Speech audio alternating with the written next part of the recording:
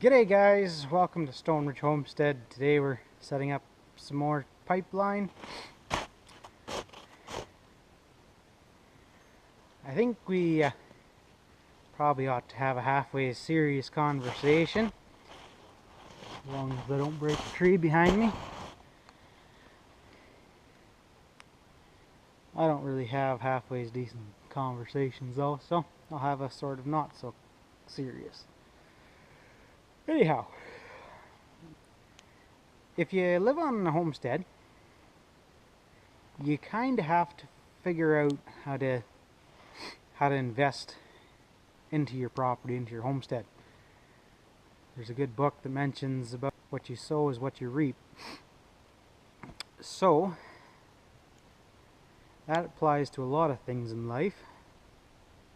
If you don't invest in yourself, whether it be education or personal betterment, you kind of just become not very much of anything, I guess is the best way of putting it. You don't really become anything. So there's a pretty fine line between a brilliant idea or a crazy one. Very fine line. Unfortunately, with my mind, it kind of zigzags quite a bit on that line, fair bit. So when a person like myself goes from a 500 tap operation to 275, you have to just kind of wonder. So the way I look at it is, well, I get quite a few years of potential income from it if I am successful at it. At first glance, it seems kind of silly to be spending the amount of monies that we have on this syrup season. However, I'll just be honest with you, we probably spent about $600, and I don't think we'll make that back this year.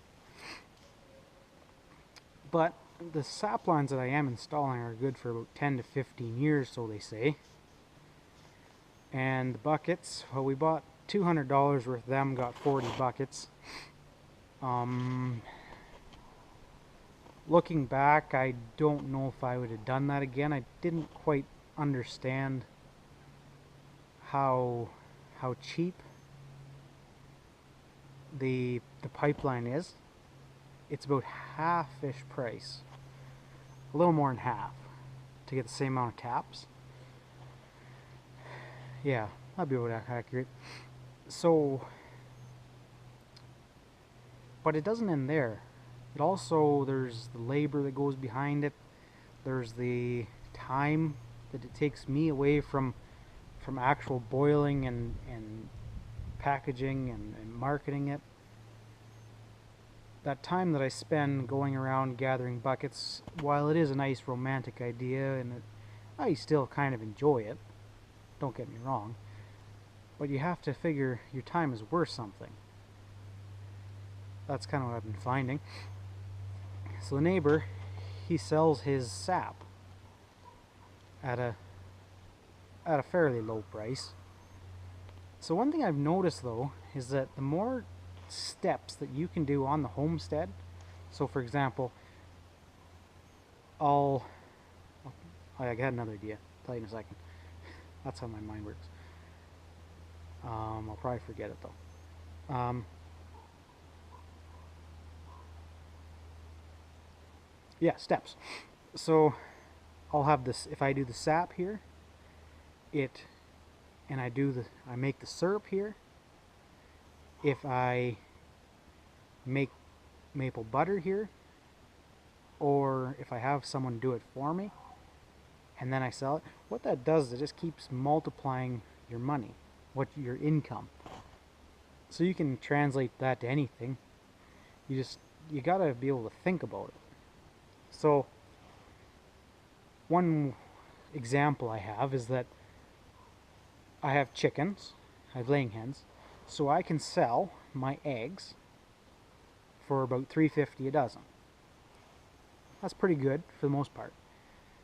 But I can take that same dozen eggs, incubate it for 3 weeks, and so let's say I have an 80% hatch rate, that's about 8, let's say I have 9.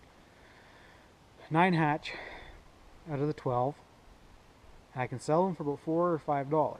So I get $36 or I get $45. See, I'm good at math sometimes.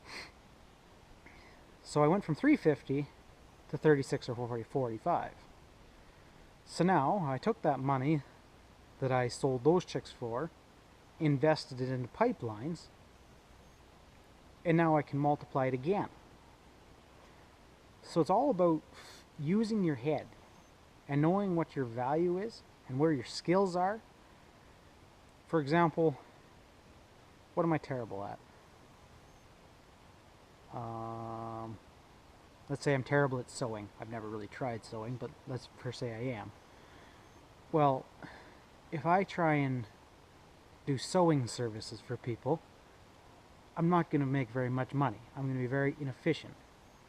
But if I'm good at fixing engines or selling small engine parts, which for side business I do, well, I'm more valuable there, and then I can pay someone to sew. You kind of understand what I'm saying? You can. So don't do jobs unless you have to. Don't do jobs that are just a waste of your time. Do jobs that will bring your most value out. And then you can pay someone or hire someone to do that job that they love, sewing. That's the example I'm going with. And you're further ahead. That's my take on it. You can think I'm insane, and you'll probably be right. But anyways, now that I've given you so much intelligence, you'll have to pause the video and do some pondering, I'm certain. I better get back at work.